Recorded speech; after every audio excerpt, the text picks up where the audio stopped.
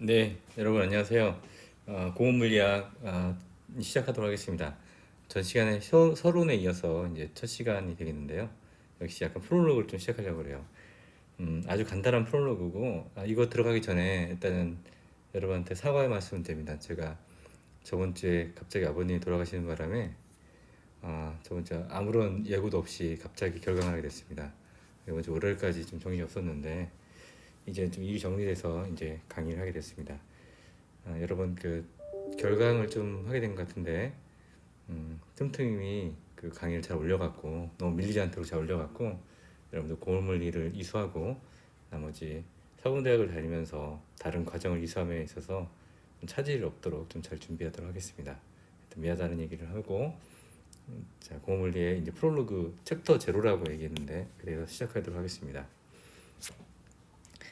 프롤로그는 그 우리가 이제 물리를 배우는데 도대체 물리가 뭐냐에 대한 얘기입니다. 자, 물리는 뭐죠, 여러분? 고등학교 때 물리기 배우는 게 물리라고 얘기를 합니다.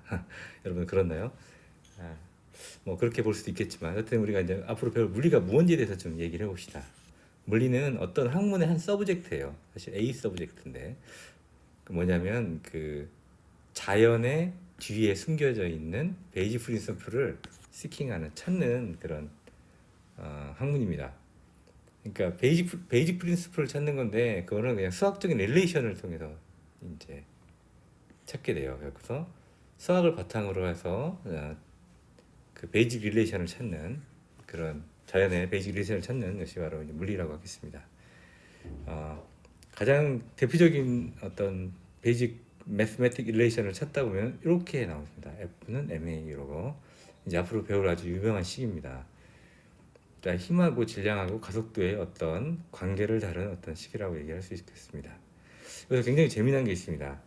그 물리는 그 베이직 릴레이션을 찾는 건데 무슨 릴레이션이냐면 어떤 거 간의 릴레이션이 뭐냐면 피지컬 퀀티티라고 해서 물리 양들 간의 베이직 릴레이션을 찾는 겁니다. 그 물리량이라는 건 뭐냐면 이게 굉장히 중요합니다, 여러분. 측정이 가능한 물리량이에요. 측정이 가능한 물리량.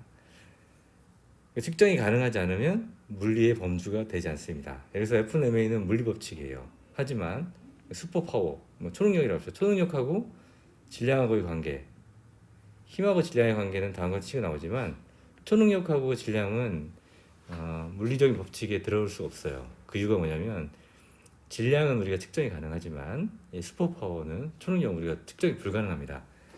그러니까 물리에서 굉장히 중요한 게 뭐냐면 측정이 가능하냐라는 거고 측정이 가능하면 그들 간의 어떤 릴레이션을 끌어내는 것이 바로 물리 법칙이라고 할 수 있습니다. 이해했습니까? 자, 측정은 그럼 뭐냐? 측정은 다른 게 아니에요. 그러니까 우리가 아는 물리량을 그냥 수치화시키는 것을 측정이라고 합니다. 1kg이 뭐고 1m가 뭐고 그걸 기준으로 했을 때 이게 몇 미터고 몇 킬로그램이고 이렇게 수치화시키는 것을 바로 이제 측정이라고 합니다. 굉장히 재밌죠. 그러니까 측정이 가능하면 이렇게 힘, 질량, 가속도 같이 측정이 가능하면 얘는 물리의 범주로 들어올 수 있어요. 옛날 사람들은 몰랐습니다. 힘하고 질량하고 어떤 관계가 있는지 몰랐는데 뉴턴을 통해서 이게 밝혀진 겁니다. 물리 법칙이. 그래서 어쨌든 측정이 가능하면 모든 물리 범주에 들을 수 있다라고 얘기를 합니다. 그러면 우리가 측정 가능한 물리량은 도대체 몇 개가 있냐? 몇 개가 있을까요? 여러분 생각해 봤습니까? 예, 측정 가능한 물리량은 어마어마하게 많습니다. 사실 저도 다 세본 적이 없어요. 근데 왜 많은지 한번 좀 얘기해 보고 어떤 물리량이 중요한지에 대해서 좀 얘기해 봅시다. 측정 가능한 물리량은 두 가지로 나눠요. 아주 베이직한 퀀티티하고 이 뭐라고 하냐? 드라이브 퀀티티, 그러니까 유도 가능한 퀀티티로 나옵니다. 물리량 중에서 이 기본 물리량, 그 다음에 유도로 되는 파생 물리량 이렇게 나눌 수 있습니다. 기본 물리량은 뭐냐면 아주 기본이 되는 거예요. 그래서 얘는 다른 것부터 드라이브가 안 돼요. 유도가 안 되는 식입니다. 유도가 안 되는 물리량이에요. 대표적으로 이게 뭐죠? 이건 유닛을 쓴 겁니다. 미터. 그러니까 길이는 다른 것부터 유도가 안 돼요.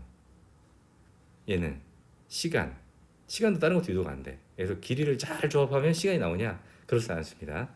아주 그냥 절대적으로 얘는 드라이브 될 수 없는 그런 물량이에요. 얘는 또 뭐죠? 예, 질량도 그래요. 질량은 다른 것도 유도가 안 돼. 자, 여기부터 좀 어려워집니다. 이건 뭐죠? 암페어. 전류도 다른 것부터 유도가 안 됩니다. 자, 이건 뭐죠? 절대 온도 켈빈이에요. 이렇게는 유도가 안 됩니다. 여기까지 쉽죠.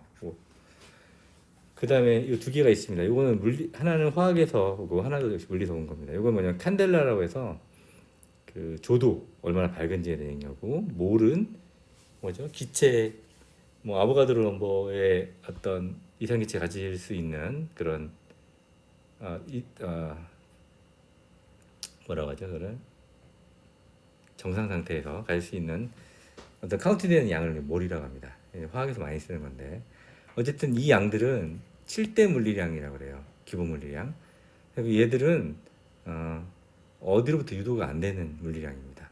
여기서 만약에 8대 물리량을 여러분이 발견했다. 그럼 여러분은 노벨상을 받습니다. 인류가 발견한 건 아직까지 7대 물리량이에요. 자, 아주 베이직한 겁니다. 이 7대 물리량을 잘 알아야 돼요. 그 다음에 재밌는 건 뭐냐면 이 7대 물리량을 조합해서 새로운 물리량이 나올 수 있습니다. 예를 들어서 길이하고 시간을 조합하면 미터 퍼 세컨이 나와요. 이게 뭐죠? 속도입니다. 속도, 속력, 속도가 되겠습니다. 이거 거기다 시간 한번 더 놔주면 미터 퍼 세크 스퀘어. 이건 뭐죠? 가속도가 돼요. 굉장히 재밌습니다. 여기다 또 질량을 곱하면 뭡니까? MA가 돼갖고 얘는 뭐예요? 힘에 대한 뉴턴이라는 물리량이 나옵니다. 이렇게 조합을 하다 보면 얘를 수없이 조합할 수 있어요. 그래갖고 드라이브 베이직 퀀티티를 가지고 드라이브된 물리량을 쓸 수 있고, 드라이브된 물리량을 또 곱해갖고 또 다른 새로운 드라이브된 물리량을 나올 수 있기 때문에 이건 수천 가지의 물리량을 만들 수 있습니다. 7가지 퀀티티를 가지고 무한접을 통해 갖고서 이렇게 수천 가지의 드라이브된 퀀티티를 만들 수 있어요. 이것들은 이제 앞으로 배울 겁니다. 하나하나씩. 자, 요런 물량들의 어떤 수학적인 릴레이션이 바로 물리다라고 하는 거, 물리를 연구하는 것은 그런 걸 찾는 거예요. 그 물리를 연구하는 겁니다. 저 역시 이제 플라즈마 내에서 이런 측정 가능한 물리량들이 꽤 있는데 그 물리량들의 어떤 관계를 연구하는 그런 이제 학자가 되겠습니다. 자, 여러분 이제 더 물리를 배우기 전에 이 개념을 또 하나 잡아야 됩니다. 디멘전하고 유닛이라는 말을 써야 돼요. 한국말로 쓰면 뭐냐면 얘는 차원, 얘는 단위 이렇게 됩니다. 처음 들어보죠. 근데 확실히 알고 넘어야지 됩니다. 자, 뭐가 다른지 봅시다. 여러분 차원은 뭐죠? 우리가 뭐 1차원산, 2차원산, 3차원산 뭐 이런 얘기 하잖아요. 그지? 그리고 누군가가 또 말이 안 통하면 쟤는 완전 4차원이야 이렇게 얘기합니다. 이게 뭐지? 차원이 다르다는 건 뭘까? 한번 생각해 봤어요? 이 시간을 통해서 한번 생각해 봅시다. 예를 들어서 이걸 잘 알면은 유닛이 뭔지도 금방 알 수 있어요. 질문 하나 하겠습니다. 자, 1m는 1은 이제 숫자고 미터는 뭐예요? 이게 뭐지? 단위입니다. 단위. 유닛이에요. 1m는 몇 센티미터일까요? 예, 금방 알죠. 이게 100cm입니다. 그죠? 자, 여기서 되게 재밌습니다. 뭐냐면 센티미터는 단위잖아. 미터도 단위예요. 1m가 100cm라는 건 금방 알 수 있습니다. 그죠? 또 하나 해볼게요. 자, 1kg은 몇 g입니까? 그러면 바로 1000g이라고 얘기를 합니다. 이거 뭐냐면 무게를 나타내는 건데, 미안해요. 무게가 아닙니다. 물리학에서 무게라고 합니다. 질량을 나타내는 건데, 질량을 나타내는 킬로그램 단위하고 g이 둘 다 유닛으로 쓸 수 있다는 겁니다. 단위로. 재밌어요. 잘 생각해야 됩니다. 둘 다 질량을 나타내는 거고 다른 유닛을 쓴다라는 얘기를 합니다. 자, 이제 굉장히 중요한 얘기를 하겠습니다. 자, 1kg은 그러면 몇 미터일까요? 교수님 바보 아닙니까? 1kg가 무슨 몇 미터예요? 자, 이런 질문 해봤습니까? 처음 들어봤죠? 자, 이거 맞출 수 있어요? 없어요? 이거는 맞출 수가 없습니다. 왜 그럴까요? 아까는 킬로그램을 g으로 바꿀 수 있잖아. 그지? 그죠? 하지만 킬로그램 미터로 바꿀 수가 없어요. 왜 그럴까? 킬로그램이 g으로 바뀔 수 있는 이유는 뭐냐면 얘가 다 같은 차원이기 때문에 그렇습니다.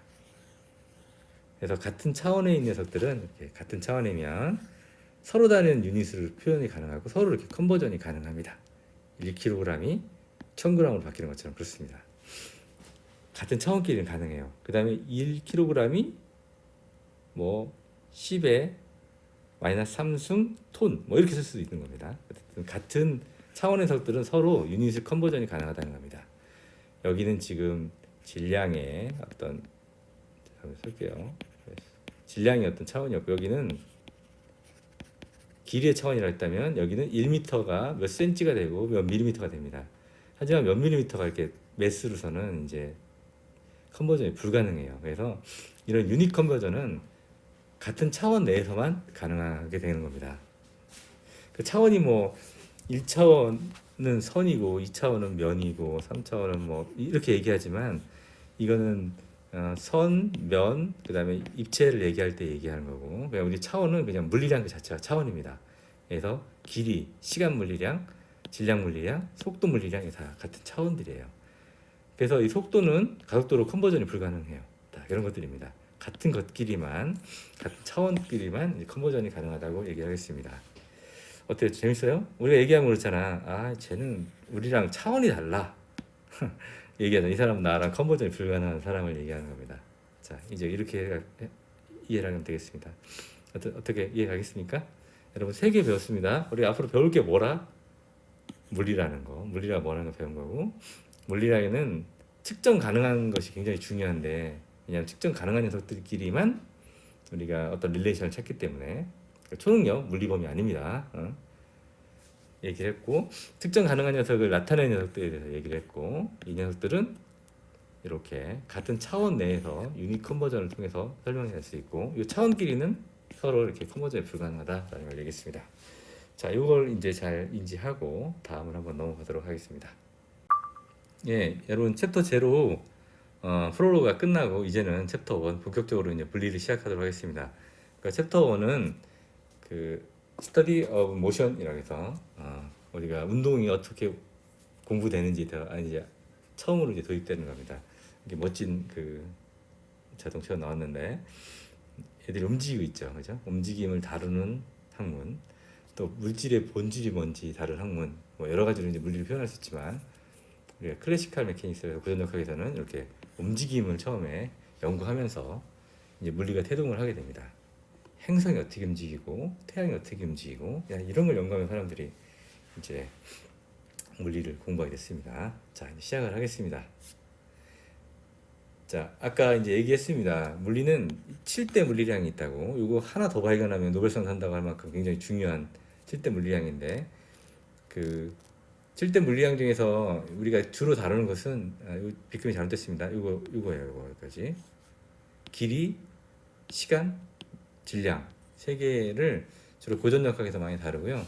여러분 뒤에 이제 전자기학 쪽에 가면 이 전류하고 그다음에 절대 온도를 포함해서 또 다루게 됩니다. 나 천천히 이렇게 확장을 할 거예요. 그 7대 물리량이 있는데 그 중에서 요거 3가지 물리량이 가장 중요하니까 죄송합니다. 비금이 잘못됐어요. 요겁니다. 요거 이렇게 다시 써줄까? 요겁니다. 이렇게 보시고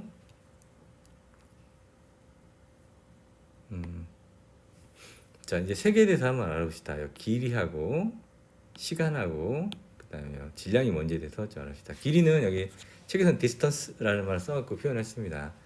한 공간상에서 두 포인트를 잇는 뭐 공간의 어떤 떨어진 뭐 길이 이런 것들을 뭐 디스턴스로 표현했습니다. 말이 좀 웃기죠, 그죠?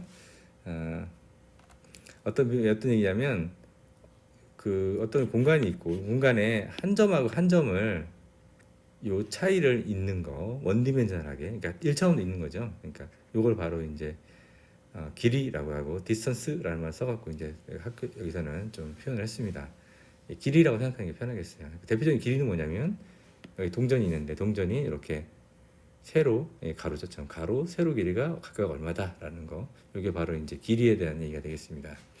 길이를 표현하는 방법은 그 MKS 유닛이라고 해서 이제 국제 표준에 의하면은 이게 미터가 이제 인이 되고 이걸 또 1000분의 1로 나눈 밀리미터 그다음에 1000배 큰 킬로미터 이렇게 표현이 가능합니다. 그다음에 잉글리시들은 이 MKS 국제 유닛을 쓰지 않고 이렇게 요 자기들 거를 쓰게 돼요. 근데 뭐 이 책도 사실은 좀 마음에 안 드는데 이걸 좀 많이 쓰기는 했습니다. 근데 사실 인터내셔널 유닛을 많이 쓰는 이렇게 매트릭 유닛 쓰는 이런 방향으로 좀 가야지 좀 좋다고 얘기할 수 있어요. 이런 디스턴스나 랭스에 대한 어떤 유닛은 이렇게 하나로 표현될 수 있지만 얘가 만약에 두 개가 이 길이가 곱해진 길이의 스퀘어 형태로 써야 되면 이제 면적이 나오게 됩니다. 면적. 이렇게 에어리어에 대한 거고 역시 그건 이제 미터 스퀘어가 되고 센티미터 스퀘어, 킬로미터 스퀘어 형태로도 써야 될 수 있습니다. 그런 얘기를 하는 거고. 또 하나는 이제 굉장히 어려운 건데 우리가 길이나 디스턴스하고 요거에 대한 얘기를 하는 거죠. 시간에 대한 얘기를 합니다. 사실 시간은 굉장히 어려워요. 그러니까 시간이 얼마나 어려우냐면 제가 요 초상을 넣습니다. 이 사람이 누군지 아세요? 칸트입니다. 칸트.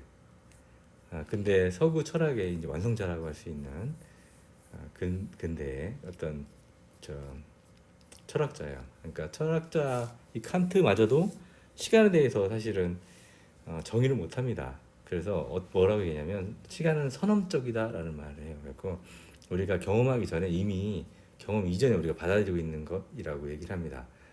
그래서 아무것도 하지 않고 있어도 시간은 흐르는데 사람은 그걸 흐르는 걸 느끼지 못해요. 그래서 어떻게 인간은 이제 시간을 느끼냐면 이렇게 레귤라 레이트, 그 특정 시간에 왔다 갔다 리피터블하게 일어나면은 그 사이에 뭔가 이제 흐르고 있다는 걸 이제 깨닫게 됩니다. 여러분 그렇습니까? 아침에 일어나서 해가 떴어요. 그래서 해가 또 지죠. 그다음 내일 또 해가 떠. 반복적으로 뭔가 일어났잖아, 그지? 그 사이에 우리는 뭔가 흘러갔다는 걸 느낍니다. 바로 그걸 시간이라고 얘기를 해요.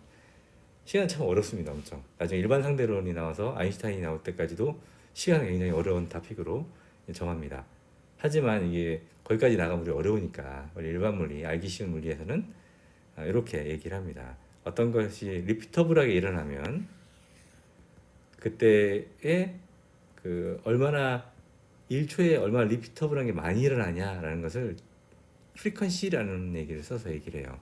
그걸 역수를 취하게 되면은 그거 한 번 일어나는데 걸리는 시간이 나오게 되는데 이 시간을 가지고 우리가 시간을 서로 정의합니다. 그러니까 어떤 것이 리피터블하게 일어나는 것에 대한 역수로 이제 이렇게 피리오드 타임 인터벌을 정해갖고 시간을 얘기하게 됩니다. 그러니까 원자시계에서 원자가 이렇게 천위에다 떨어져 천위에다 떨어진 이런 바이브레이션 하는데 이런 거에 역수를 가지고 이제 1초를 정의하게 돼요. 그 주파수분의 1로 가지고 시간을 정의한다 이렇게 생각하면 되겠습니다.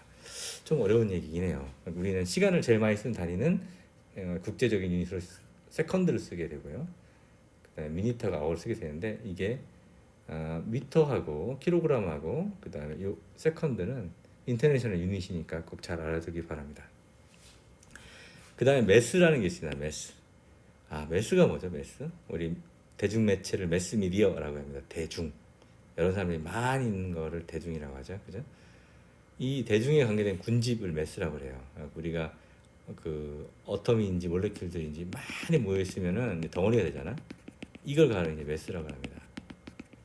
이 덩어리지는데 이거 옛날에는 이제 이렇게 표현했지만 지금은 이런 덩어리가 있으면 반드시 어떤 게 존재를 하게 돼요. 그게 뭐냐면 이너시어입니다. 이너시어. 관성이라는 겁니다. 어떤 관성이라는 것은 어떤 운동 상태를 계속 유지하려는 어떤 성질을 얘기해요. 그래서 정지하고 있으면 정지하고 있고 등속 직선 운동하는 녀석은 등속 직선을 하려고 하는 그런 성질이 있는데 그걸 바로 이너시어라고 합니다. 이거에 대한 척도가 바로 그 매스입니다. 그래서 매스가 작으면 이너시어가 작고 매스가 크면 이너시어가 큽니다. 그리고 조그만 걸 딱 움직이기 굉장히 편합니다. 그렇죠? 그리고 멈추기도 나중에 편해요. 하지만 매스가 큰 녀석들 움직이려면 굉장히 힘이 많이 들고 또 나중에 또 멈추려고 할 때도 굉장히 많이 힘이 듭니다. 이게 바로 이너시어가 커서 그런데 이 이너시어에 대한 척도를 바로 매스라고 합니다. 그 반면에 이게 하나의 그 관성 질량이라는 어쨌든 질량은 이렇게 해석하면 좋아요. 하지만 뒤에 조금 더 가게 되면 이건 관성 질량이라고 하고 또 중력에 있기 때문에 생기는 그래비티가 있어 생기는 그런 질량이 있습니다. 그걸 바로 그래비티 매스라고도 얘기를 하게 됩니다. 두 가지로 나누지만 어쨌든 간에 우리는 관성 질량만 좀 생각하면 되고 그 중력 질량하고 관성 질량이 굉장히 중요한데 여기 같다라고 얘기한 게 아인슈타인이에요. 그래서 이제 그건 생략하도록 하겠습니다. 그래서 얘가 이제 그래요. 그럼 얘기 살짝 할게요. 얘가 중력에서 떨어지는 건지 아니면 내가 이렇게 우주선이 이제 가속을 해갖고 어떤 빛이 휘어지는 건지는 구분할 수 없다고 이제 얘기를 합니다. 아주 멋진 생각이에요. 그러니까 이 생각 때문에 상대론이 출발하게 되는데 그때 얘기한 것이 바로 질량이 있으면 중력이 있어 생기는 중력 질량하고 그다음에 매스가 있으면 매스가 있으면 생긴 미안합니다. 이너시어에 대한 어떤 척도가 되는 그런 매스라는 걸로 두 개를 구분해서 얘기를 합니다. 여러분 좀 어렵나요? 좀 걱정되긴 하는데 일단 이렇게 받아들입시다. 우리가 길이 디스턴스를 측정하는 게 있고 이걸 이제 물리에서 이제 정해놓은 거고 미터를 쓴다 이렇게 받아들이고 시간은 좀 모르지만 어떤 반복적으로 일어날 때 어떤 현상이 그 사이에 뭔가 시간이 흘러간다고 이제 가정을 한다 그렇게 얘기하고 이렇게 정의도 하고요. 세컨드를 쓴다 이렇게 하면 되겠습니다. 그리고 매스는 뭐냐면 매스는 그 관성이 얼마나 많으냐에 대한 어떤 척도다. 매스가 크다는 건 관성이 크다 이렇게 해석할 수 있다라고 생각하시면 되겠습니다. 그리고 단위는 킬로그램을 쓴다라고 이해하면 되겠습니다. 여러분 이렇게 받아들이고 그 다음으로 넘어가 보도록 하겠습니다. 네, 여러분 그 다음에 우리가 스피드하고 벨러시티를 또 배워야 됩니다. 스피드는 속력, 벨러시티는 속도라고 얘기를 합니다. 되게 비슷하죠, 그죠? 되게 비슷합니다. 하지만 두 개의 물리량이 조금 차이가 있어요. 그래서 이 차이를 좀 요 슬라이드에서는 좀 배워야 되겠습니다. 잘 기억하면 좋겠죠. 자, 스피드하고 벨러시티, 속력, 속도를 배우기 전에 우리가 과연 운동이란 뭔지에 대해서 배워야 됩니다. 운동이 뭘까? 운동은 다른 말로 또 무브먼트, 움직임이라고 얘기할 수 있지만 도대체 내가 공을 떨어뜨리면 공이 쭉 갔다 이렇게 밑으로 운동한다는 거죠. 자, 이 운동을 우리가 뭐라고 표현하면 제일 좋을까? 얘기를 해보면 운동은 이렇게 표현할 수 있어요. 그러니까 시간과 공간에 표현된 사건들의 연속이다라고 얘기를 할 수 있습니다. 이 사건의 주체는 뭐예요? 질량입니다. 질량. 그 다음에 시간과 공간이 필요하잖아, 그죠? 그러니까 질량이니까 킬로그램이 되겠고, 그 다음에 시간과 공간이라고 얘기했으니까 공간을 나타내는 미터, 시간을 나타내는 세크 이게 있습니다. 그래서 이렇게 되다 보면은 킬로그램 미터 퍼 세크가 돼요. 이게 바로 이제 운동량이 되겠죠. 운동량. 나중에 배우게 됩니다. 지금 몰라도 돼요. 어쨌든 간에 그 운동을 나타낼 수 있어서 제일 기본적인 게 바로 운동량이라는 것을 좀 알아두고 이제 하나하나 설명을 하겠습니다. 이제 주체는 이제 질량이 되는데 질량을 빼면 아까 미터하고 세크가 나옵니다. 그죠? 시간에 따라 공간이 상을 움직이게 되면 이렇게 우리가 변화를 느낄 수 있어요. 얘가 여기 있다가 움직였다는 걸 알 수 있습니다. 이게 0이라는 얘기는 가만히 있으니까 운동하지 않다 이렇게 얘기할 수 있어요. 그러니까 수학적으로 이렇게 미터 퍼 세크라는 것은 어떤 물체가 어떻게 움직인다는 것을 알려주는 좋은 단위입니다. 좋은 단위예요. 이 단위를 쓰는 거 두 개가 있는데 하나가 이제 스피드가 되겠고 하나가 이제 벨러시티가 되겠습니다. 자, 각각의 개념을 배우기 전에 하나 좀 더 알아둘 게 있습니다. 토탈 디스턴스 하는 거하고 디스플레이스먼트라는 걸 좀 알아야 돼요. 왜냐면 내가 여기 운동장에 있다가 여기 있다가 이렇게 쭉 가서 이만큼 왔습니다. 이럴 경우에는 나의 토탈 디스턴스 또는 트래블 랭스는 여기부터 이렇게 돌아서 이만큼이 다 나의 토탈 디스턴스가 됩니다. 하지만 디스플레이스먼트라고 하는 것은 변이라고 하는 것은 처음하고 끝에만 중요해요. 여기가 이제 나의 디스플레이스먼트가 되겠어요. 두 개 차이점이 있습니다. 이거 왜 중요하냐면 스피드하고 벨로시티가 두 개를 좀 다르게 쓰게 돼요.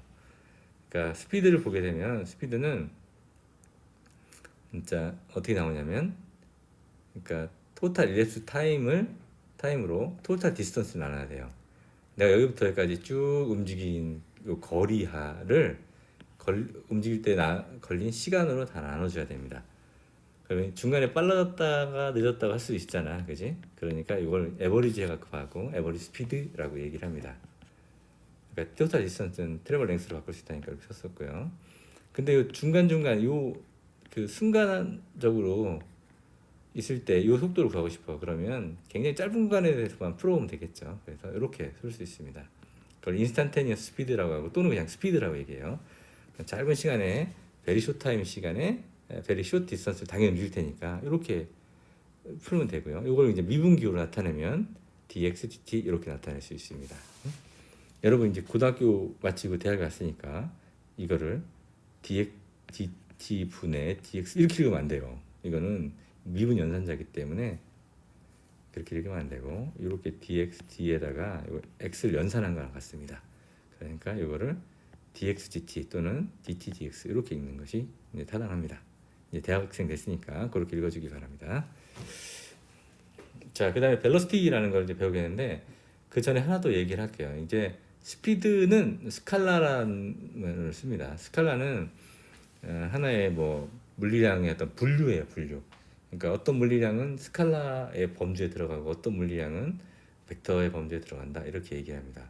그래서 질량이나 길이나 부피나 볼륨이나 이런 것들은 스칼라라고 얘기하고 속도나 힘이나 가속도나 이런 것들은 다 뭐라고 얘기하면 벡터라고 얘기합니다. 스칼라량은 그냥 매그니튜드 크기만 나타내도 충분한 양이에요. 부피 하지만 벡터는 매그니튜드하고 방향을 다 나타내야지 이제 완벽하게 나타내는 양을 바로 이제 벡터량이라고 얘기합니다. 그래서 질량이 있습니다. 질량. 너 몸무게가 몇 킬로그램이야? 너 매스가 얼마야? 이걸 때 나 100kg이야 라고 얘기합니다. 그럼 충분한가요? 충분합니다. 이 양만 나타내도 충분해. 그렇습니다. 이걸 바로 스칼라라고 얘기합니다. 하지만 벡터는 좀 뭐냐면 대표적인 벡터 해줄게요. 자, 돌려내겠습니다. 이거에다 힘을 어디로 100뉴턴 줘봐 하고 나서 그럼 100뉴턴 공 1, 2 날라가서 전리 날라가서 다 있잖아요. 그러니까 어느 방향으로 100뉴턴을 줘라 라고 얘기를 합니다. 그래서 매그니튜드 뿐만 아니라 디렉션도 필요한 그런 것이 바로 이제 벡터라고 얘기를 합니다. 여기서 벡터는 이 디스플레이스먼트가 벡터예요. 얘는 스칼라는 방향이 계속 바뀌잖아. 그러면서 이 토탈 거리가 되니까 단순히 썸한 거라서 이제 방향이 필요 없고 디스플레이스먼트는 여기하고 여기 있는 이 선이기 때문에 항상 이렇게 방향이 나옵니다. 그리고 여기는 벡터, 얘는 스칼라. 벡터를 스칼라로 나누게 되면은 얘 역시도 벡터가 됩니다. 그래서 이제 이 값은 에버리지 스피드랑 같은 거지만 벡터 값을 갖는 에버리지 벨로시티라고 얘기하고 그걸 굉장히 짧은 시간에 보게 되면 인스탄테니어스 벨로시티 라고 얘기를 하게 됩니다. 또는 벨로시티라고 얘기해요. 다 똑같은 방향 다르지만 얘는 이제 크기만 나타내고 이건 방향까지 나타난다고 해서 이렇게 벡터 표시를 해서 이렇게 표기하게 되겠습니다. 여러분 좀 뭐가 중요할까요? 이거 스피드가 중요할까요? 벡터가 중요할까요? 다 중요합니다. 하지만 우리가 벨로시티를 구하고 벨로시티 이렇게 벨로시티 아까 그랬죠. 이렇게 벡터의 연산을 벨로시티를 구한 다음에 이거 절대값을 취하게 되면 이게 뭐가 되죠? 얘가 이제 스피드가 되는 겁니다. 그래서 사실은 벨로시티가 더 중요한 거야. 많은 정보를 포함해 있고 이거 절대값을 취하게 되면 스칼라에는 스피드가 되는 거니까 이렇게 이해하면 되겠습니다. 여기는 사실 벡터를 물리를 잘 배우려면 벡터를 굉장히 깊게 배워야 돼요. 하지만 이제 여러분 이제 배우는 이런 공업 물리학은 물리를 좀 쉽게 배우기 위해서 벡터하고 스칼라를 아주 약하게 배웁니다. 그렇기 때문에 사실 또 물리가 굉장히 헷갈릴 수 있거든. 근데 여러분 잘 개념을 잡기 바랍니다. 이해했죠? 잘 잡기 바래요. 자, 운동을 나타내는 지금 그 벨로시티와 스피드에서 지금 배웠습니다. 그지? 얘는 벡터량이고 얘는 스칼라량입니다. 둘 다 빠르게 나타내지만 얘는 방향성까지 포함하고 있고 얘는 방향성이 없는 녀석이에요. 하지만 얘를 이제 절대값을 취하게 되면 이건 바로 이 값에 수렴한다. 수렴한다는 같은 값이다 라고 얘기할 수 있습니다. 여러분 어떻게 설명됐습니까? 좀 처음에 대학물 배울 때 어려움이 있을 수 있는데 이거 차근차근 배우게 되면 그 다음에 좀 편하게 좀 물리를 받아들일 수 있으니까 너무 조급하게 생각하지 말고 차근차근 따라오시기 바랍니다. 예, 오늘 여기까지 하고 다음 시간에 그 뒤에 이어서 좀 다음 챕터 1을 또 진행하도록 하겠습니다. 여러분 수고 많았습니다.